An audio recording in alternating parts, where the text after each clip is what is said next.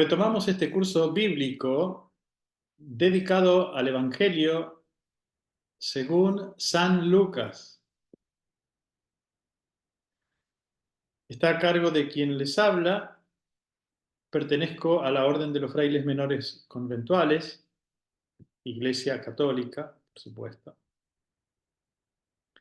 En mi presentación, con la debida adaptación, seguiré la estructura y el contenido del curso del reconocido biblista y teólogo italiano Don Claudio Dolio en Bible Claret, el Evangelio según San Lucas. El tema de hoy y el último tema que vamos a presentar es la Pascua de Jesús, que encontramos en el capítulo 24 del Evangelio según San Lucas. Podríamos llamarla así, la Pascua según San Lucas, según la redacción del Evangelio de Lucas. La secuencia de las escenas son las siguientes. Las mujeres van al sepulcro, versículos 1 al 8. Ya no digo más el capítulo, ya todo el mundo sabe que es el capítulo 24. Los apóstoles no creen a las mujeres, versículos 9 al 11, es decir, cuando las mujeres vuelven del sepulcro y dan testimonianza. Testimonio, los apóstoles no creen a las mujeres. Eso está en los versículos 9 al 11. Pedro va al sepulcro para corroborar lo que decían las mujeres. Los discípulos de Maús, un texto muy conocido, muy querido por nosotros, una obra maestra de Lucas, literaria, versículos 13 al 35. En quinto lugar, Jesús en medio de los 11 y de los que estaban con ellos. No estaban solo los 11, había otros también. Versículos 44 al 49. Había otros discípulos. Y finalmente, los versículos 50 al 53, la ascensión de Jesús. Dejo de compartir pantalla y me voy al texto. El primer día de la semana, así comienza este capítulo 24, ¿no? De madrugada, las mujeres que habían seguido a Jesús hasta la cruz y hasta el sepulcro, fueron al sepulcro. ¿Para qué? Para cumplir el rito de la sepultura. No habían tenido tiempo, la tarde de la muerte de Jesús, pues en ese momento comenzaba la fiesta de Pascua. Regresaron apresuradamente a tiempo, antes de la puesta del sol, no habían podido cumplir con los ritos de devoción y ahora, con los ungüentos comprados después de la fiesta, en la madrugada de ese día, que es el primero después del sábado y que da comienzo a la nueva semana, van a la tumba y se sorprenden al encontrar algo que no se imaginaban. No esperaban la resurrección de Jesús. Se sorprendieron al encontrar la piedra removida del sepulcro y al entrar se asombraron de no encontrar el cuerpo del Señor Jesús. Se preguntaban cuál sería el significado de todo esto. Mantenían sus rostros inclinados al suelo, orientados hacia abajo, cerradas en su dolor, y fueron sorprendidas por dos mensajeros divinos que les preguntaron: ¿por qué buscan entre los muertos al que está vivo? El capítulo 24 del Evangelio según Lucas está dedicado al encuentro con el resucitado. Ninguno de los evangelistas narra la resurrección, es decir, el hecho en sí mismo. Narran los efectos subsecuentes: la tumba vacía, el encuentro con el resucitado, la transformación de los discípulos. Son esas pistas preciosas y significativas que narran el cambio, la novedad traída por Jesús. El crucificado ya no está ahí, no está en la tumba. Los ángeles lo explican, como en Navidad les habían explicado a los pastores que el Salvador, que es Cristo Señor, había nacido para ellos. Así ahora los ángeles explican a las mujeres no está aquí, ha resucitado. Y hacen una catequesis elemental. Les dicen, recuerden lo que les dijo cuando todavía estaba en Galilea. El Hijo del Hombre tiene que ser entregado a los pecadores y será crucificado, y al tercer día resucitará. Versículo 7. Encontramos este verbo impersonal. Tiene que ser entregado. Es necesario que. Se repite 3 veces en este capítulo 24 de Lucas, versículos 7, 26 y 44.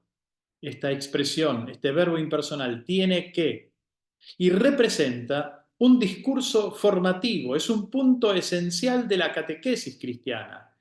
Ese tiene que, es necesario que, se refiere al plan de Dios. Es inevitable que así suceda. Recordemos el episodio de la pérdida de Jesús en el templo a los 12 años, cuando la madre le pregunta al hijo, ¿por qué nos hiciste esto? ¿Qué responde Jesús? Responde con otra pregunta. ¿No sabían que debía ocuparme de las cosas de mi padre? ¿No sabían que era necesario que yo me ocupase de las cosas de mi padre? 2:49.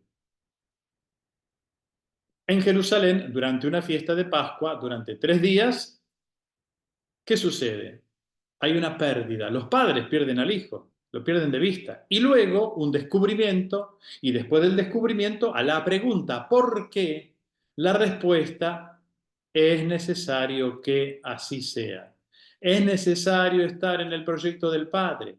Jesús está en el proyecto del Padre y los discípulos deben aprender a captar ese mismo proyecto y quererlo.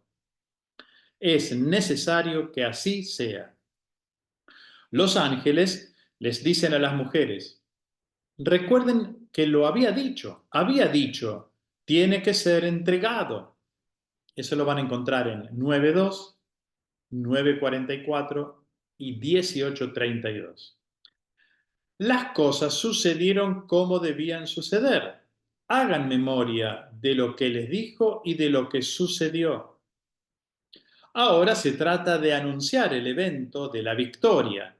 Y esas mujeres, dice el texto, entonces recordaron sus palabras, se volvieron del sepulcro y contaron todo a los 11 y a todos los demás. Pero ellos tomaron el relato de las mujeres por una fantasía y no les creyeron. Pedro y el otro discípulo corrieron al sepulcro, pero no encontraron a Jesús. El segundo gran episodio narrado por Lucas en este capítulo 24 es el encuentro con los discípulos de Emaús. Eso lo tienen en los versículos 13 al 35. Un texto exclusivo del tercer evangelista y una de las obras maestras literarias. Es la síntesis de la teología lucana, la narración de un encuentro durante un viaje. A Lucas le gustan las historias de viajes. Ha caminado mucho como cristiano, atravesando el mundo antiguo con San Pablo, y se dan cuenta de que el camino es el lugar donde uno puede encontrar a Jesús. Dos discípulos, durante el atardecer de ese mismo día de la semana, que para nosotros es el domingo. Ustedes saben que la palabra domingo viene del latín tardío Dominicus. En realidad la expresión es dies Dominicus, días del Señor. ¿Por qué día del Señor? Por ser el día de Pascua. ¿Eh? Entonces, durante el atardecer de ese mismo día, de ese primer día de la semana, estos dos discípulos regresaban a sus casas, cansados y decepcionados por lo que había sucedido con Jesús. Volvían, podríamos decir, a su intimidad, a sus quehaceres de todos los días, y hablaban y discutían entre ellos. Desconsolados, se cuentan las cosas que vieron en esos días, la tragedia del arresto, la condena, la muerte, y luego la imposibilidad de ir contra la muerte. Ya está muerto y enterrado, por lo cual piensan que todo se acabó. Mientras están en el camino, Jesús se une a ellos. No saben que es Jesús. Lo toman por un peregrino cualquiera, no lo reconocen. Sus ojos eran incapaces de reconocerlo. Y Jesús los acompaña pedagógicamente y les hace hablar. ¿De qué van conversando por el camino? Les pregunta. De lo que ha pasado en Jerusalén. ¿Qué pasó allí? Les dice Jesús como si no supiera nada. ¿Cómo? Le dicen. ¿Eres un extranjero? Recordemos la parábola del samaritano. Jesús se presenta en la figura de este extranjero. Él es el divino extranjero. Parece un extranjero, pero en realidad está perfectamente insertado en la narración. Le explican todo. Le cuentan sobre los eventos trágicos de la muerte y sepultura de Jesús. También le cuentan la experiencia de la visita a la tumba y dicen, con una actitud casi maliciosa, que las mujeres fueron al sepulcro. Dijeron que tuvieron una visión de ángeles, que aseguran que él está vivo, pero ellas no lo vieron. Algunos de los nuestros fueron al sepulcro, pero a él no lo vieron. Mientras miran a Jesús a la cara, están diciendo con ironía que sus compañeros, cuando fueron al sepulcro de Jesús, donde estaba sepultado Jesús, no lo vieron. Ni tampoco ellos lo están viendo. Lo miran y no lo ven. No lo reconocen. Le explican el significado de lo que ha pasado, trastornando todo, sin darse cuenta de que no han entendido nada. Y ese extranjero se dirige a ellos llamándolos tontos y lentos de corazón. El lenguaje bíblico, el corazón es la cabeza, la inteligencia. Lentos de corazón es propio de una cabeza dura, ¿eh? Lento para comprender, un tonto. El discurso no comienza bien. Los insulta, podríamos decir. Les hace notar su incapacidad para entender el significado de lo que ha pasado. Tardan en comprender el sentido de los profetas, de lo que las escrituras habían dicho. Jesús mismo les dice, es la segunda vez, versículo 26, que regresa ese verbo impersonal. ¿No tenía que padecer eso el Mesías para entrar en su gloria? Era algo esperado, no fue un accidente en el camino, fue el proyecto, fue necesario pasar por esos sufrimientos para entrar en la gloria. No esquivar los sufrimientos, pasar por esos sufrimientos para entrar en la gloria. Y dice Lucas, y comenzando por Moisés y siguiendo por todos los profetas, les explicó lo que en toda la escritura se refería a él. Jesús está haciendo una catequesis bíblica a los dos discípulos. El camino que hacen juntos hacia Emaús es un camino catequético, de formación. Jesús les recuerda la Biblia, presenta episodios, escenas, palabras, anuncios proféticos y da una interpretación cristológica de las Escrituras. Muestra que todo lo que había sido escrito por los profetas era relativo a él y se realizó en el misterio pascual. Estos dos discípulos sienten arder el corazón. Escuchando las palabras de Jesús, se transforman. Aquí es, una vez más, la misericordia de Jesús. Aquí encontramos la misericordia de Jesús en acción. Esta vez es una misericordia catequética. Los catequistas de vocación realizan una obra de misericordia. Decíamos, una misericordia catequética. Es una buena palabra que ha puesto en evidencia, en este caso, la estupidez de estos discípulos de Maús y los ha curado con su sabiduría. Ya es de noche, se acercaban al pueblo de Maús. Jesús finge tener que ir más lejos. Una vez más se trata de un gesto pedagógico y esos dos no quieren desprenderse de él, lo invitan a quedarse, realizan una obra de misericordia, ofrecen alojamiento a un peregrino que no tiene casa, teniendo todavía camino por recorrer. Le dicen, quédate con nosotros, que se hace tarde y el día se acaba. Y Jesús entró para quedarse con ellos. Entendamos bien esta palabra porque es fundamental. Entró, entendemos, en casa, pero el evangelista no lo dice. Su afirmación es más honda, más profunda. Entró dentro de ellos, en sus vidas. Entró para quedarse. En la casa es Jesús quien preside la cena. Tomó el pan, lo bendijo, lo partió y se lo dio. Es evidente el gesto eucarístico. Al partir el pan, se les abrieron los ojos y lo reconocieron, pero él desapareció de su vista. No es más un extraño. Había entrado dentro. Cuando lo reconocen, ya no lo ven. La expresión se les abrieron los ojos es una cita bíblica importante.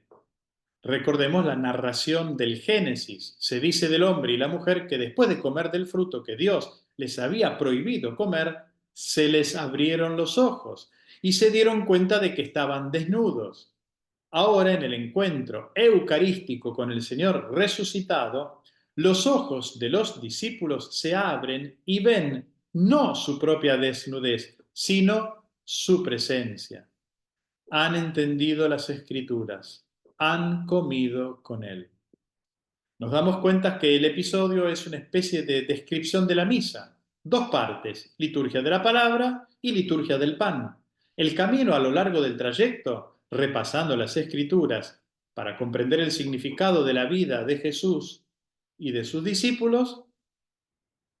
Luego, la mesa común, la apertura de los ojos, la comprensión del misterio. Jesús está dentro, los cambia. Y esos dos cansados y decepcionados ahora son transformados y reprenden, retoman el camino.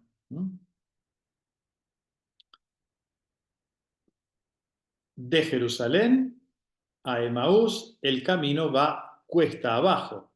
Estaban bajando, regresando a casa por la tarde.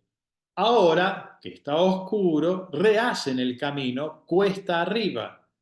Corren de regreso a Jerusalén para decir, hemos encontrado al Señor que ha resucitado, lo hemos reconocido al partir el pan.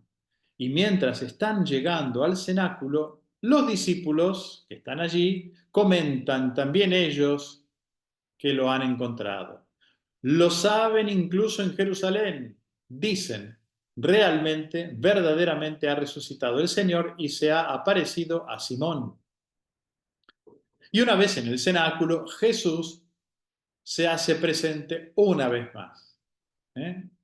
Tercera manifestación de Jesús resucitado.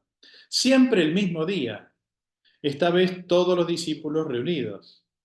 Lucas subraya cómo cómo a los discípulos les cuesta aceptar la resurrección. Les parece demasiado hermoso, demasiado lindo para ser verdad. No están dispuestos a aceptarla. Surgen dudas en sus corazones. Por la alegría, dice Lucas, que siempre trata de disculpar a los apóstoles. Aún no creían y estaban llenos de asombro. En este momento Jesús desarrolla ante ellos una catequesis. Por tercera vez, en el versículo 44, aparece el verbo impersonal tenía que. Por tercera vez se repite el pensamiento central. Esto es lo que les decía cuando todavía estaba con ustedes. que tenía que cumplirse en mí todo lo escrito en la ley de Moisés, en los profetas y en los salmos. También en este caso encontramos la referencia a las escrituras bíblicas. Aquí se acaba de mencionar la forma hebrea de referirse a la Biblia, a la escritura. La ley de Moisés, los libros de los profetas y los otros escritos, de los cuales los salmos son los primeros. La estructura tripartita del Antiguo Testamento. En las escrituras bíblicas se habla del evento mesiánico como momento de muerte y resurrección. Es el camino elegido por Dios, muchas veces mencionadas en las escrituras antiguas realizadas por Jesús. Deben cumplirse y se cumplieron. Está escrito, el Cristo sufrirá y resucitará de entre los muertos. Ahora Jesús les encomienda a los discípulos la misión de anunciar que Jesús es el Cristo y sobre todo que propongan a todos los pueblos la conversión y el perdón de los pecados, comenzando por Jerusalén. De esto los discípulos son testigos, testigos de la vida histórica de Jesús, testigos de su muerte, testigos de su resurrección. Han vivido el acontecimiento de la misericordia de Dios que transforma. Ellos mismos necesitaban ser transformados. Pedro y los demás ya no son los mismos después del encuentro con Jesús. El resucitado les ha abierto los ojos, les ha abierto la mente. Lo dice explícitamente el evangelista con una expresión maravillosa. Entonces les abrió la inteligencia para que comprendieran la Escritura. El Señor resucitado abre las cabezas de los discípulos, abre sus ojos, abre su cabeza, permite esta gran comprensión totalmente nueva. Es la revelación de la Pascua, es la realización de la misericordia y la auténtica salvación. Desde ese momento, los discípulos son los continuadores de la obra de Jesús. La narración del evangelista Lucas termina con la escena de la ascensión. Son esos versículos 50 al 53. Ascensión que parece tener lugar en la misma noche de Pascua. Dice así: después los condujo fuera hacia Betania y alzando las manos los bendijo. Es un detalle precioso. Jesús bendice a los discípulos con las manos levantadas. Es un gesto sacerdotal. La bendición estaba reservada a los sacerdotes en el templo, después del sacrificio. Con este detalle particular, Lucas quiere decir que Jesús es el verdadero sacerdote y después de haber realizado el único sacrificio auténtico, el de sí mismo, ahora, levantando las manos, invoca la bendición sobre el pueblo, sobre el nuevo pueblo, sobre los discípulos que lo han acogido. Dice Lucas, y mientras los bendecía, se separó de ellos y fue llevado al cielo. Ellos se postraron ante él y se volvieron a Jerusalén muy contentos, y pasaban el tiempo en el templo bendiciendo a Dios. El Evangelio de Lucas comenzó en el templo. Recordemos que la primera escena narrada es la aparición del ángel Gabriel a Zacarías en el templo. La última escena narrada tiene lugar otra vez en el templo. Han pasado varios años. El mundo ha cambiado. Ahora están los apóstoles de Jesús en el templo, alabando a Dios con gran alegría. Ha llegado el cambio de la humanidad. Han recibido la auténtica bendición. Han dado testimonio de la resurrección, la glorificación de Jesús. Han comenzado a anunciar a todos los pueblos la conversión y el perdón de los pecados. La misericordia que los apóstoles han recibido la anuncian a otros. Y así termina el Evangelio de Lucas, e inmediatamente comienza el segundo libro de Lucas. los Hechos de los Apóstoles, que narra cómo la Iglesia, después de escuchar, se compromete a actuar. Después de haber recibido misericordia, está lista para transmitir a todos los pueblos la misericordia del Señor, para que todos los seres humanos puedan sanar, como los apóstoles fueron sanados por la misericordia de Jesús. Y también para nosotros, tomar en mano el Evangelio de Lucas y meditarlo con sus preciosos detalles puede ser una auténtica experiencia de misericordia que puede cambiar nuestra cabeza para que el corazón se pueda transformar, para que podamos ser sanados, curados por esta maravillosa terapia de Dios a partir de un encuentro que deja huella, que transforma y que sana y cura verdaderamente. Fin de la presentación.